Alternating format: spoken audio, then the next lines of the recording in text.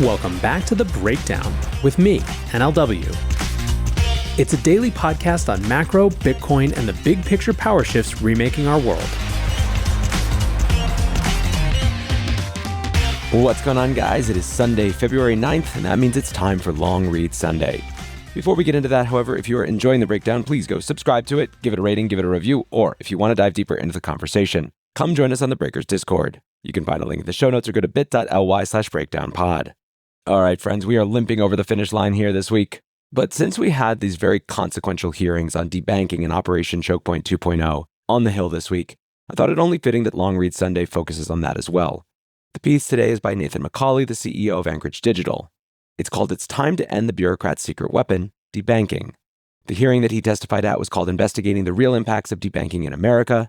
I'm going to turn it over to the AI version of myself, much better than the regular version of myself today, and then I'll be back with a few thoughts at the end. It's time to end the bureaucrat's secret weapon, debanking. Debanking has become a buzzword in Washington lately. The term refers to a controversial practice where crypto companies and other businesses have been cut off from banking services, allegedly due to pressure from federal regulators. Many in our industry have dubbed this Operation Choke Point 2.0, comparing it to a previous Obama-era initiative that discouraged banks from serving certain legal but high-risk industries. The issue has sparked heated debate, with multiple congressional investigations examining whether regulators improperly pressured banks to deny services to crypto firms and other businesses. I'm testifying before Congress about it today because my company experienced it firsthand despite being a federally regulated bank ourselves, and because debanking is widely misunderstood. To address this threat to American values, we first need to understand what happened.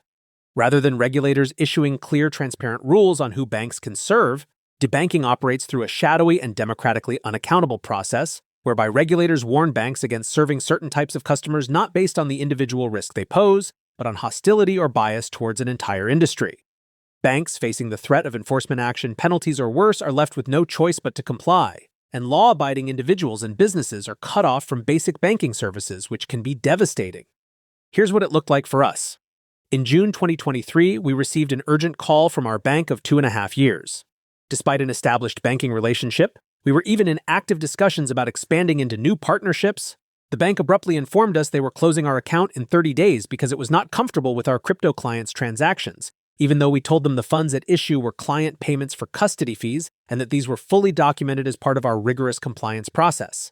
Our contact refused to provide any further explanation or allow us to speak to the bank's risk management team.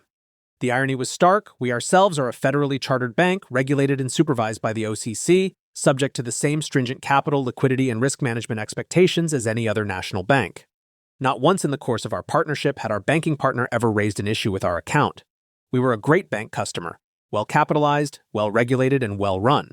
Yet out of the blue, our bank abruptly cut us off with no explanation or recourse. While we were eventually able to find banks willing to partner with us, the impact of being nearly shut out of the banking system was devastating. It was extremely disruptive to our business and our clients, and contributed to the difficult decision we made in 2023 to lay off 20% of our workforce. And we weren't alone. Legitimate American businesses across our industry found themselves scrambling for basic banking services, spending time and resources on workarounds rather than innovation and growth, causing major disruption and even driving some out of business. Hello, friends. I am thrilled to share that Ledger is once again partnering and sponsoring with The Breakdown. Many of you know, but for those of you who don't, Ledger is the most secure hardware wallet for your crypto and logins. It's trusted by 7 million users and secures 20% of the world's digital assets. What's more, Ledger is a lot more than wallets. Over the recent years, they've built a comprehensive ecosystem of products and services, all of which are designed to make digital ownership more secure and accessible. You can buy your Bitcoin with Ledger and Ledger Live, and so much more. Basically, not only do they want to keep your assets secure, they want you to be able to do more with them. Ledger's newest devices, the Ledger Stacks and Ledger Flex, introduced the world's first secure touchscreens, making it easier and safer to manage your transactions and assets. Alongside Ledger Stacks and Ledger Flex, the company also launched the Ledger Security Key app, offering a safer alternative to traditional passwords and enhancing your digital security. If you are in this space, you owe it to yourself to at least check out Ledger and their ecosystem, what they have available to you. So thanks once again to Ledger for sponsoring the show.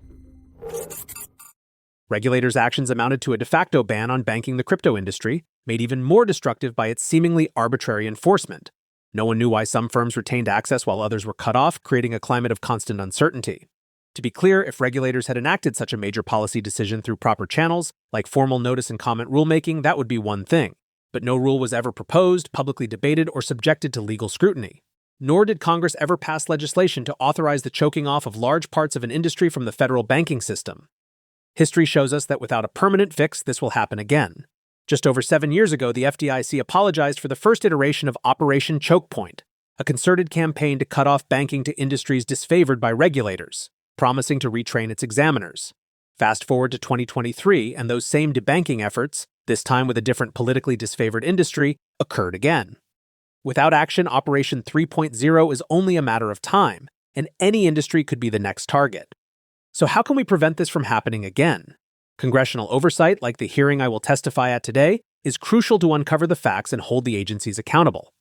Congress must also act to establish real safeguards, consider legislation requiring banks to provide fair access to banking services within the bounds of existing law, require agencies to annually certify that they are not pressuring banks to discriminate against lawful businesses, establish Inspector General whistleblower hotlines at the OCC, FDIC, and Federal Reserve to report examiner misconduct, require banks to provide written explanations for account terminations, and mandate clear appeals processes. Such protections would ensure that no federal regulator can abuse its authority to quietly choke off law-abiding individuals, companies, and industries again.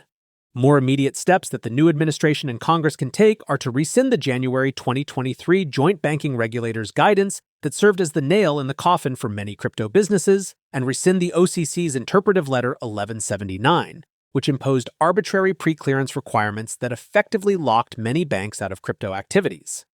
These aren't just procedural changes. They are essential to protect American innovation and ensure democratic accountability. When regulators have to own their decisions and defend them before the public and the courts, the backroom pressure campaigns end and transparency and rule of law prevails. The scrutiny should be on implied threats from bureaucrats, not on legitimate businesses following the rules. Until these reforms are implemented, everyone is at risk. All right, back to the real me. A couple things stand out. On the one hand, I'm extremely grateful that this has become a political issue, that it appears that Operation Choke Point 2.0 is officially done, that the institutions that were most heavily involved with it are being heavily investigated, that we're getting much more information around what actually went on, and so on and so forth. What I don't love as much is how much this is being caught up in the culture war. The hearing was extremely partisan and less focused on crypto than it was on conservative debanking, which obviously people being debanked for political beliefs is a huge issue. But the culture war has a way of eating everything in America and swallowing and killing alliances that might otherwise be made. I think debanking is a fundamental issue of liberty and one that hopefully won't succumb to our toxic partisanship. And yet still, where we are today is a heck of a lot better than we were just about a year ago. That's going to do it for today's breakdown. Appreciate you listening as always, and until next time, be safe and take care of each other. Peace.